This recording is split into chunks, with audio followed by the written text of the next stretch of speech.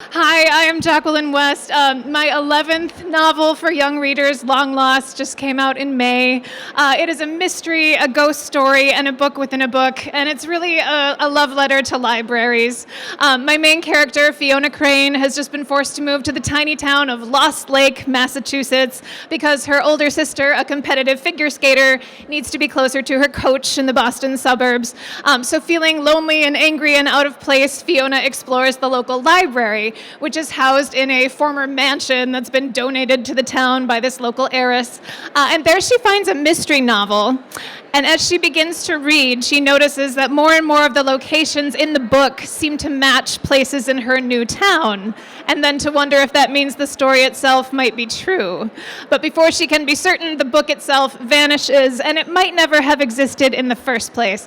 So I'm going to read a tiny bit of chapter 2, which is Fiona exploring the library for the first time.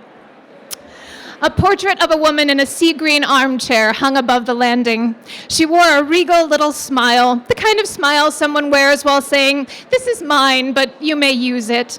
But the woman's eyes didn't match her smile. Fiona stopped on the landing, leaning closer.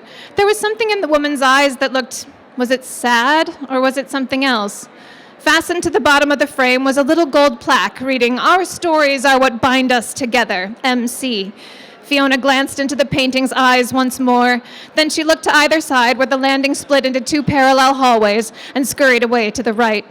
The hall led her past a row of rooms labeled poetry and plays and romance. Then on the very last door, mystery. Fiona darted inside. She found herself in a wood-paneled room more than twice the size of her own bedroom. The floor was covered in antique Turkish rugs. The ceiling was crossed by heavy beams and hung with glass lamps. It was the perfect spot to dive into a mystery novel, especially because Fiona had it all to herself. She trailed through the bookshelves, letting her fingertips bump along the book's spines. Most of them were covered with crinkly, clear plastic. But suddenly, Fiona's fingers hit something soft, something that felt like satin or very cold skin. Fiona halted. The book she'd touched was bound in dark green leather. There were no words on the spine, not even a little alphabetizing label. Fiona drew it out. The book looked old, like something you'd find buried in a trunk in an attic. On its cover, the words, "The Lost One," were embossed above a sketch of a dark forest. Hidden in the forest, twisted branches were other shapes, hunched figures, things with wings, things with eyes. Fiona plunked down on the floor between the shelves, her back braced against their solid wood, and opened the book. "Once there were two sisters who did everything together," it began, "but only one of them disappeared." A delightful little shiver ran down Fiona's arms. She held the book closer and read on. Thank you.